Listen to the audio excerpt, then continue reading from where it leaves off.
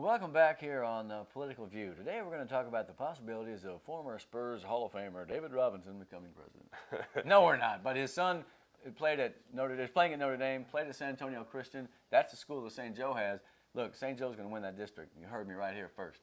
Yeah. They play San Antonio Christian this week, and I think they can win. San Yeah. Antonio Christian's 1-4. You know what their nickname is? What's that? The Lions.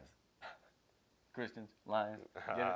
That's pretty good stuff, right? I wonder if David made that up himself. All right, well, let's go back to the top of the list. I had to do that because we were laughing about David Robinson. Yeah. Man, I'll never forget in the tournament, nobody'd ever heard of him, and they beat Syracuse. It was like number 2. Remember that? Yeah. 87? I was like, you're kidding. 2 beats of 15. I was sick because I love that team. You know, but Sherman Douglas, Derek Coleman, remember that? Yep. Yeah, dang it. DC. Man, yeah, he was tough. Yeah. Big lefty. Okay, Raymondville at Orange Grove. He loves basketball, by the way. Yeah. Yeah. So do I. I'm only writing 9 books about it. Raymondville at Orange Grove. The gauntlet continues for the Bearcats. They had that great start to the season, and Sinton took it to them. Orange Grove may do the same, although I cannot say that for sure. Yeah. But Orange Grove has an offense that needs to be stopped, and that's Raymondville's going to need 12 guys. Yeah. 13 men on the field, but we'll take it. You know? Yeah. Hey, I mean, they're not state ranked, though. Sinton is. Yeah. So, I mean, I don't know. Look, these are tough games, but as long as you come out and play hard and don't get a bunch of injuries, man, it's like we were talking about 3 or 4 weeks ago. Play the tough teams, see where you're at, and don't let it demoralize you and get back into the race. But they're going to have a hard time beating Orange Grove. If they do, that's the team of the week. Yeah, I think so too. Just got to slow them down. Port Isabel, they had that holy cow moment. Now they get back at it against Progresso. And, although Progresso has scored more this year and they've shown some signs, Port Isabel playing at home needs to take this game because Rio Hondo is on the horizon. And that's going to be a great game. Yeah.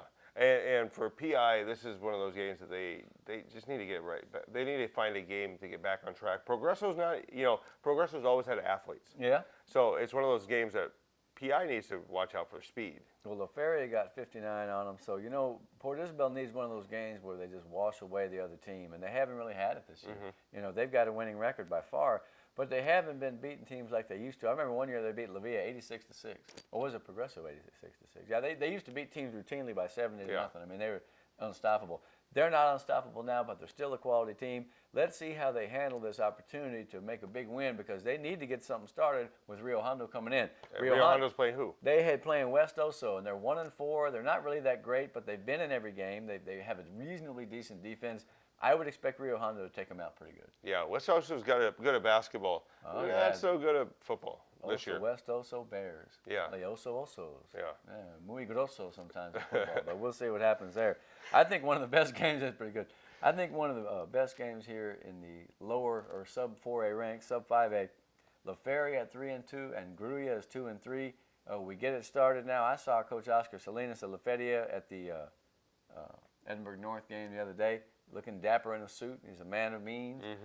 They got a pretty good ball club, and he says that they've got some pretty strong defenders, man. They're not just a flash and dash, pass-it-all team. They have a balanced attack, and they've got a pretty good defense. Yeah, they do. They have a great quarterback in Galpin. Yes, they do. But they're also going to be going against the Gruya team who hasn't played an easy schedule. They played PI. They've been up against it, sure, and that Angelo Du is some kind of quarterback. So in that game, you got 2 of the best sub-5A quarterbacks in the Valley. Yeah. Yeah, absolutely. All right, Zapata and Hidalgo. Hidalgo scratched out a couple of wins. The duty factor is starting to take hold. Zapata's 5-1, and their only loss is to Crystal City. Now, you remember Crystal City, right? Back in the 60s, that was the center of farm worker unrest and social change at its best in a small town. I read a book about that one. Crystal City. They're 5-1. That's Zapata's only game that they lost, and so the Hawks are looking strong. But, hey, Hidalgo, as I said all year, it's only a matter of time before they start to improve, and maybe they have done enough to stay with their neighbors to the west, Zapata. I certainly hope so. And Zapata is one of those ground and pound kind of teams.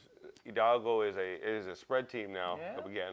But Quiros is running the ball too, so he's making a lot of reads and taking that ball. Peter Quiros, he's a veteran. Yeah, and they've been able to spread it out so they can run the ball, and they've done a good job. They have really good receivers at Hidalgo. It's going to be a difficult game for them because Zapata's going to chew up clock. Yeah. They're going to have to score with Zapata, but, it's a doable game. If you get ahead of a running team, that's a good sign. Yes. But if you don't, then they tend to just kind of churn over you like a tank, like in the Great War.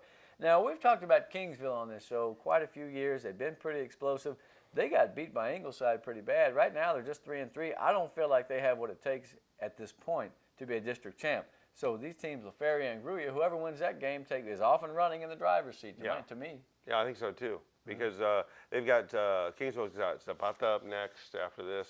Am I right? Yeah. Zapata. So I mean, you know, that's a losable game for them. I just don't feel like that's as good a team as it has been. They may prove me wrong, but I have a strong feeling for LaFerrier, the Lions, and Gruya. So like I said, whoever wins that game, that's kind of like life for Santa Rosa. Yes. You win that game, you get in the driver's seat, and you just never look behind you like that old Greek myth.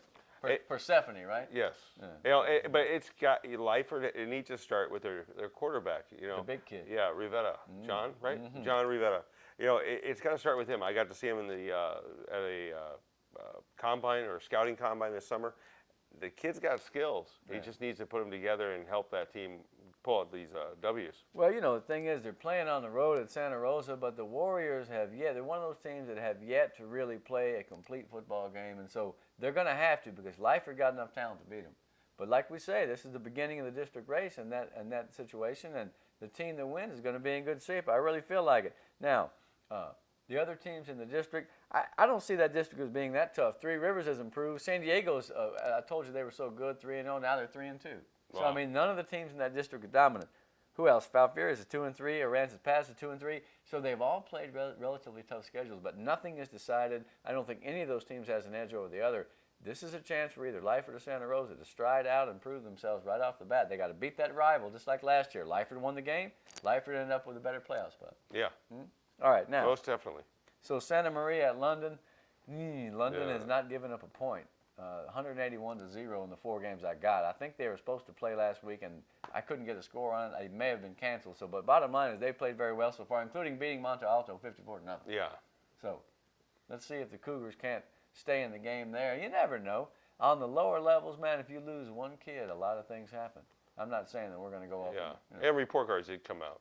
So. Yeah, and we still have yet to hear the returns on that. Yeah. Okay, now we talked about Monte Alto a minute ago. They're playing a Dilley team which was dominant last year, but it's only 3-3 right now. So again, none of the teams in that district are that good. Freer is woeful, man. Hebronville is 0-5. They got destroyed last week.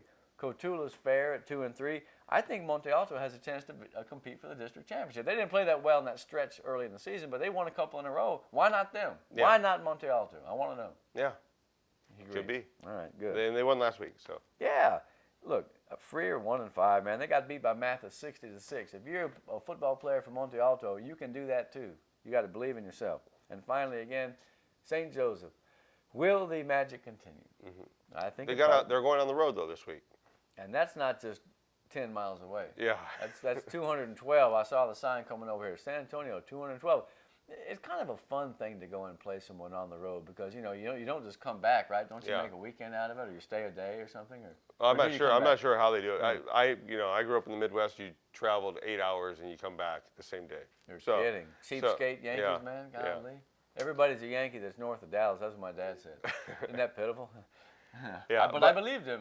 But San Antonio, the Christians haven't seen a kid like Kai Money yet. I'm telling you, man, they're not going to drive those money changers out of the temple. They had to do that, man. That was too good. Yeah. History for Bernardo de la Garza. That's the name to remember. I think he's going to take a kickoff back for a touchdown. Right? Yeah. Yes. It's very. I think he's going to take a kickoff back for a touchdown. I think St. Joe goes to 5-1. Who's the only team to beat St. Joe? Raymondville, wasn't it? Oh, that's right. 55-45 in the opener, right? Yeah. No, the buzz is with St. Joe, and they can't lose to San Antonio Christian. I'm thinking that they can win that district, and I've said it twice. Hopefully, I won't jinx them. But hey, man, we always root for the Valley teams against any other yutzes somewhere else, right? Yeah. Okay. Any other things to say? No, that's it.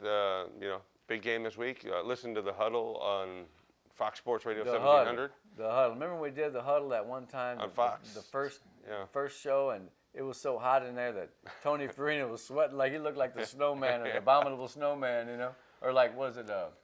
Come on, help me, man. What was that show with Frosty the Snowman? Oh yeah. Remember that cartoon where and he melts all the way down? Back in the good old days, 3 years ago. Yeah, back in the days when we had our senses.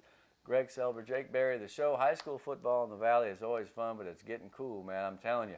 I'm going to be looking at Pioneer and Vela See how good those Diamondbacks can do. And boy, they're young and they're feisty and they really believe in themselves. And Coach Wheeler's done an excellent job. Hey, it's a great test, man. You don't want to be anywhere but in a Pioneer uniform playing against one of the best teams in the Valley. You think you can shock the Valley, then come bring it and make it happen. Yeah.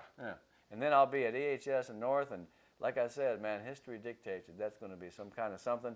It'll come down to the wire maybe, and there's going to be people flying all over and hitting each other. I just can't wait. I wish they could play it right now. They cannot. They will play Friday, and unless Hurricane Joaquin gets on us, that's his name, right? Yeah. Don't worry, that's going to hit the East Coast. That's going unfortunately for our Yankee friends, they're going to be hit. So, or Bermuda and the Bahamas, who be there. Go to the games, have a good time. Don't yell at the refs. Keep the parents from being crazy. They're good. Keep the band in your hearts and prayers, and do check out the website because I'm really getting some fun crowd shots. The student sections of the team, the band. Hey, you know, it's not just the players that get all the glory, man. Here at 956, we want to put everybody up in lights at least once. See you.